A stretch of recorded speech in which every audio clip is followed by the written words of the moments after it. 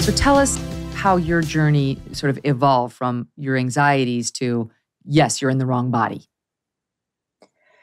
Yeah, so I want to contrast my experience with Joey's a little bit, because I was a person born closer to 1996, not in 1996, but definitely a different era in terms of how the medical field responds to gender dysphoria. And I was even in the early wave of transitioners and detransitioners. I started identifying as trans when I was 13 after finding an online a website and forum for FTM people, which is, in the trans community, that's female to male transgender people. So women who take testosterone, get double mastectomies, et cetera. And, I also had trauma from being bullied, and I had a lot of mental health conditions. I had started to develop an eating disorder, and I started to attribute all of my other problems to, well, it's just because I'm born in the wrong body. And it just, it felt like an easier fix somehow than like actually confronting my issues. I don't think I was capable of it at that point. And the first gender therapist I saw was when I was 17 years old. And, rather than like Joey's therapist who tried to help her accept herself as she was, my therapist affirmed me within the first 2 appointments and started calling me he, him. He told my parents during appointment 3 that he thought I should start testosterone at 17. And, thankfully they were not on board with that. And, I still had a lot of problems. I wasn't very stable. And so, not having, the trans community will say it's awful they didn't affirm me, but, if they had, I could be infertile right now. I could have so many more health issues if I had started that young. But I ended up starting later on when I was in my late 20s. And at that point, I just called up Planned Parenthood to, I thought there'd be a process, which is what the trans community will also say often, is like, you have to go through therapy or you have to live for a certain amount of time as your preferred gender. But I was prescribed testosterone after just 30 minutes. Despite bringing up my comorbidities, I was just instantly affirmed and I got my prescription the same day. So things have changed a lot from when Joey went to her therapist and I had my experience with gender care. That's shocking. I mean, where are the Joey therapists? They're gone. The person like, you're just an awesome, beautiful, butch lesbian. Live it, love it, sister. Welcome. They're gone because, and I want to bring in Stephanie for a minute here. Stephanie, thank you for being here.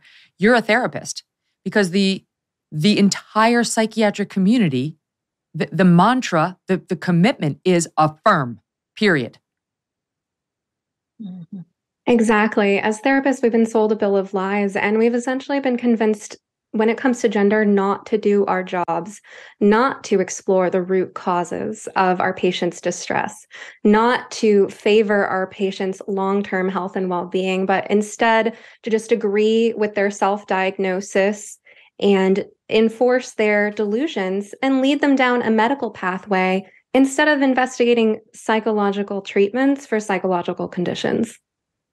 Is it true that this, quote, gender affirming care is the only care that is officially recommended by the American Association or Academy of Pediatrics?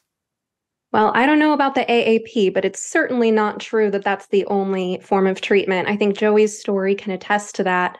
Traditionally, up until very recently, the approach that was used was one called watchful waiting, which simply means that if a young person is presenting with gender-related distress, no intervention is needed. Just give that person time to mature and develop, because as stories like Joey's will attest to, many of the people who grow up feeling like they're somehow different, they're gender atypical, grow up to be gay and lesbian. And they need time to figure that out. They need to struggle through their identity in adolescence, just as all of us struggle through matters of identity and belonging in adolescence, and eventually come to terms with their sexuality. There can also be many other reasons for gender-related distress, like the ones that Cat has talked about. And increasingly, as this has become so popular, we see that young people with almost any form of mental distress have learned, because of social influence, to attribute that distress to their gender when there could be many other causes. So watchful waiting is the traditional approach. And there are many approaches to therapy that can help people grapple with whatever is causing them distress. I believe in treating the root cause of the issue. Many of these young people have traits of borderline personality disorder due to complex trauma, for example, and so dialectical behavioral therapy would be the gold standard of care. There are many options besides so-called gender-affirming care. And the deep problem about this is it's not like taking a Benadryl when you need a Tylenol. They set you down a path that's going to create so many more problems for you. Meantime, they haven't addressed the problem that really brought you into the therapist's office. So now you just have a Santa scroll-like list of issues that have not been addressed, that have been exacerbated. And Kat, that brings me back to you, because can we just spend a minute on the sexual assault and why that was a comorbidity that needed to be addressed, the trauma from that. But do you think that did lead you, was it related to your gender questioning?